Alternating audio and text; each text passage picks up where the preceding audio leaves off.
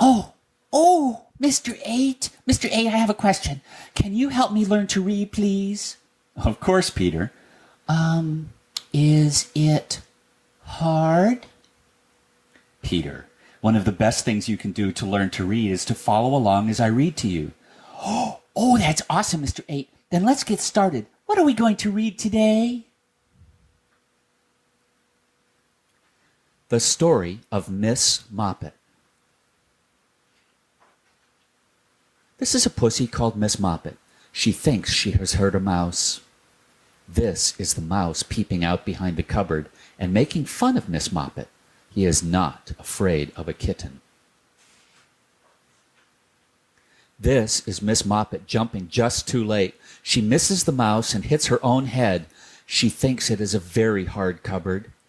The mouse watches Miss Moppet from the top of the cupboard.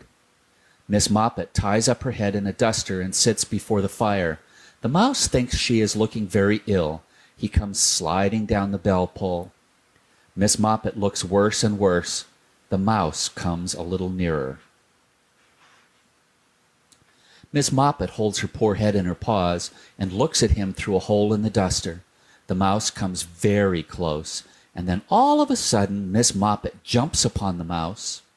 And because the mouse has teased Miss Moppet thinks she will tease the mouse, which is not at all nice of Miss Moppet. She ties him up in the duster and tosses it about like a ball.